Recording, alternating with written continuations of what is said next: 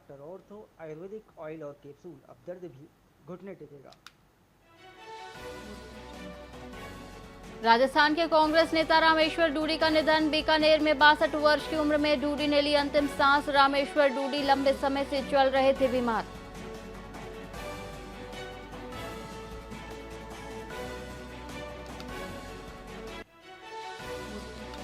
राजस्थान के 18 जिलों में बारिश का अलर्ट जारी। आंधी और बिजली चमकने के साथ होगी बारिश। मौसम विभाग ने 5 अक्टूबर को बारिश का अलर्ट जारी किया।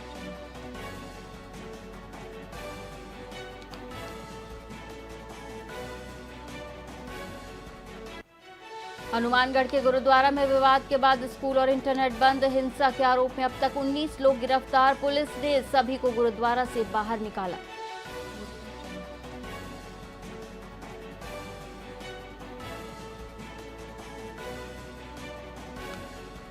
किसानों की जयपुर में होने वाली अन्नदाता हुंकार रैली स्थगित। बैठक में बनी सहमति के बाद लिया निर्णय। सरकार ने किसानों की मांगों पर सकारात्मक प्रतिक्रिया दी।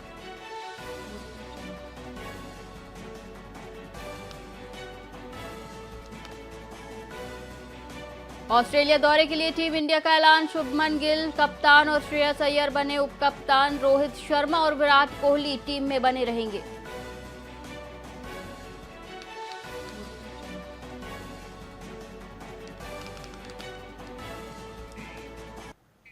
नमस्कार, आप देख रहे हैं वीआईपी न्यूज और मैं हूं आपके साथ एकता। और अब रुक करेंगे खबरों की ओर।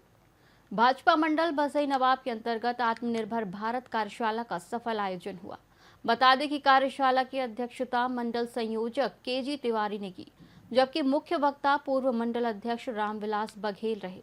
कार्यक्रम का संचालन संयोजक हरिओम बघेल ने किया। साथ ही कार्यशाला की शुरुआत पंडित दीनदयाल उपाध्याय के चित्र पर माल्यार्पण कर की गई। इस दौरान केजी तिवारी ने आत्मनिर्भर भारत अभियान को देश की प्रगति का आधार बताया और स्वदेशी वस्तुओं को अपनाने की अपील की। वरिष्ठ नेता भीकम सिंह त्यागी ने सभी कार्यकर्ताओं का आभार जताया। वहीं कार्यशाला में बड़ी संख्या में भाजपा कार्यकर्ता मौजूद रहे।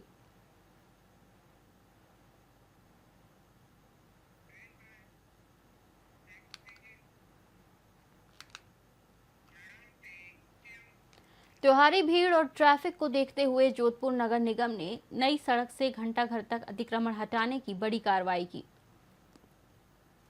दुकानदारों के बाहर लगे ठेले, अवैध कब्जे और बरामदे हटाए गए। अभियान के दौरान भारी पुलिस बल तैनात रहा। कुछ व्यापारियों ने निष्पक्ष कार्रवाई की मांग की, वहीं अधिकारियों ने इसे नियमित अभियान बताया। साथ ही नई सड़क, घंटाघर और त्रिपोलिया बाजार जैसे व्यस्त इलाकों को अतिक्रमण मुक्त रखने पर प्रशासन का फोकस है, ताकि ट्रैफिक जाम से राहत मिल सके।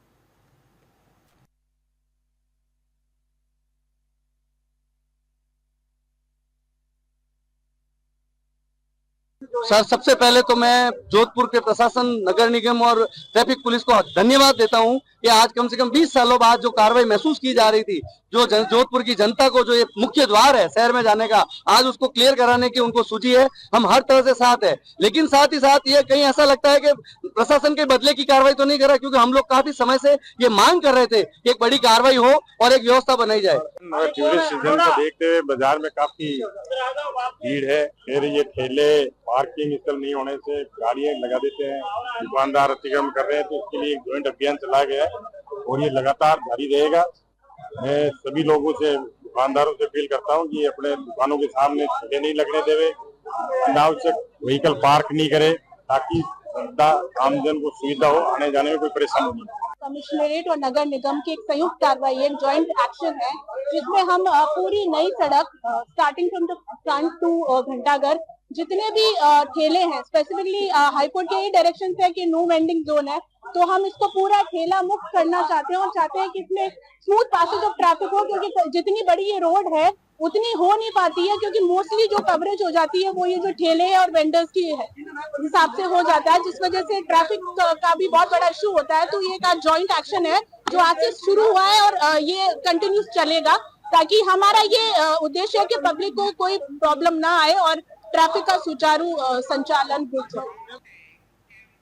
भरतपुर रेंज के आईजी कैलाश चंद्र बिश्नोई और एसपी लोकेश सोनवाल के निर्देशन में लांगरा पुलिस ने ब्लाइंड मर्डर केस का खुलासा कर दिया है। महज 24 घंटे में पुलिस ने हत्या की गुत्थी सुलझाते हुए पत्नी रंजीता और उसके प्रेमी निरंजन की हत्या के आरोप में पति भूरा मीणा सहित 3 आरोपियों को गिरफ्तार किया है। हत्या के पीछे प्रेम प्रसंग और पारिवारिक विवाद का मामला सामने आया है। वहीं गिरफ्तार आरोपियों में भूरा मीणा, रामकेश और कमल मीणा शामिल है। फिलहाल पुलिस अन्य फरार आरोपियों की तलाश कर रही है। थाना लांगरा, जिला करौली में एक एमसीआर पेश हुई 27 तारीख को। भूरा नाम के व्यक्ति ने कहा कि मेरी पत्नी रंजिता गायब है, उसको तलाश किया जाए। 1 तारीख को लांगरा थाना क्षेत्र के जंगलों में 2 बॉडी मिलती है। मौके पे सभी अधिकारी पहुंचे, एसएचओ, डिप्टी साहब, एडीसी साहब, हम भी पहुंचे। मौके पे देखने पे प्रथम दृष्टया लग रहा था कि ये इसको घटनाक्रम को आत्महत्या का रूप दिया जा रहा है। कुछ सेलफोन की गोलियां डाल रखी थी, इस प्रकार से उसको दिखाया जा रहा था कि ये आत्महत्या दिखे पुलिस वालों को। लेकिन हमें क्लियर कर दिख रहा था, जब घटना का बारीक से निरीक्षण किया तो ये मर्डर है कहीं। उसी आधार पर हमने इसका अनुसंधान किया, हमने टीमें गठित की, हमारे आईजी साहब को बताया, कैलाश चंद्र बिश्नोई साहब ने एक वाइंट के बारे में ब्रीफ किया हमको, कैसे कैसे इसको आगे बढ़ना है। उन्हीं बिंदुओं पर हमने इसको आगे प्रयास की, हमने कार्रवाई की, फोरेंसिक एफएसएल को बुलाया और जितने भी डिजिटल साक्ष्य थे वो हमने कलेक्ट किए। और जब हमें लगा कि इसके अंदर ये सस्पिशियस मैटर है और कौन कौन इसमें हो सकते हैं, हमने अभय कुमार से कैमरे चेक कराए करौली में, और हमें ये जब पता चला कि इसमें इसके परिवार के लोग ही इसके इन्वॉल्व हैं, तो उसके पति को हम पूछताछ के लिए लाए और पति से पूछताछ करी तो हमने गुमराह करता रहा काफी लंबे। इन कड़ाई से पूछताछ करने पर ये सामने आया कि भूरा और उसके चाचा कमल और उस कमल का दामाद रामकेश पप्पी ने मिलके इस घटना को अंजाम दिया है और इन दोनों को मोटे घात बना। अभी हमने डिटेन कर रखा और गिरफ्तारी की कार्रवाई जारी है। थाना स्कूल शिक्षा परिवार करौली ने भरतपुर के एक स्कूल संचालक के साथ हुई दुर्व्यवहार की घटना को लेकर डीजीपी को ज्ञापन सौंपा है। बता दें कि ज्ञापन में खेडली मोड़ थाना के एसएचओ के खिलाफ सख्त कार्रवाई और टीसी जैसे सिविल मामलों में पुलिस हस्तक्षेप रोकने के निर्देश जारी करने की मांग की गई है। इस दौरान राज्य भर के स्कूल संचालकों में इस घटना को लेकर गहरा आक्रोश व्याप्त है और यदि उचित कार्रवाई नहीं हुई तो धरना प्रदर्शन और आंदोलन की चेतावनी दी गई है।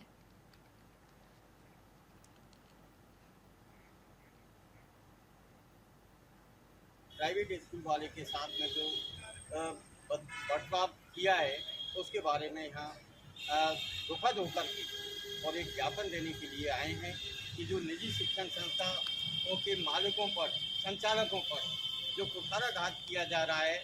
आज अध्यापक की छवि है राजस्थान में, जिसको राष्ट्र का निर्माता कहा जाता है, उसकी छवि को धूमिल किया है एक एसएचओ साहब ने कि हम इस परिस्थिति में स्कूल नहीं चला पाएंगे और अगर ऐसी स्थिति रही और अगर सही न्याय नहीं मिला तो पूरा राजस्थान हड़ताल पर उतर जाएगा मजबूरन। प्राइवेट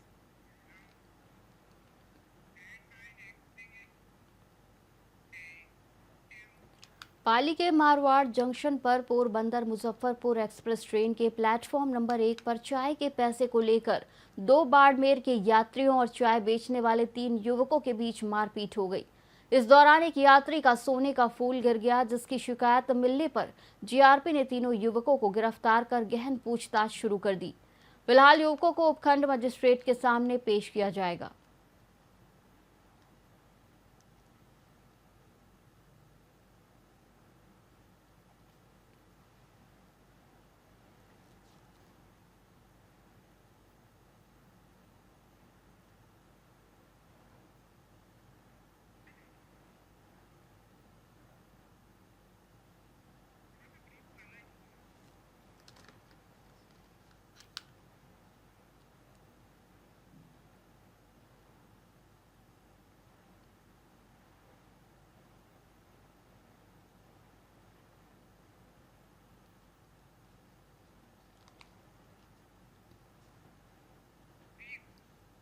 पाली के मारवाड़ जंक्शन पर पोरबंदर मुजफ्फरपुर एक्सप्रेस ट्रेन के प्लेटफॉर्म नंबर 1 पर चाय के पैसे को लेकर 2 बाड़मेर के यात्रियों और चाय बेचने वाले 3 युवकों के बीच मारपीट हो गई।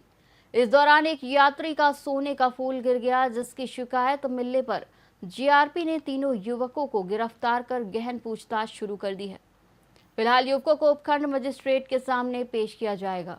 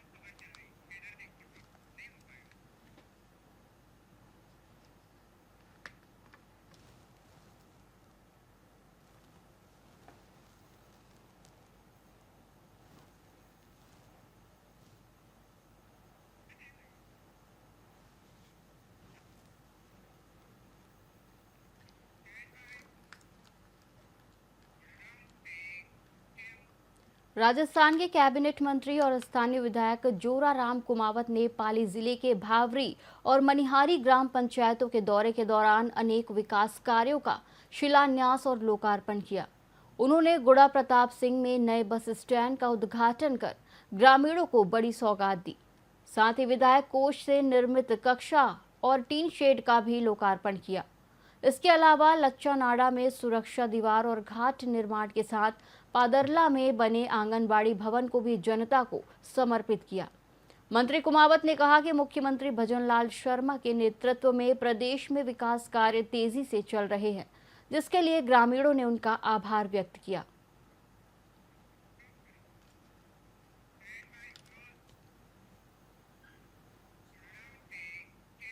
इस बुलेटिन में फिलहाल इतना ही। आप देखते रहिए VIP न्यूज। नमस्कार।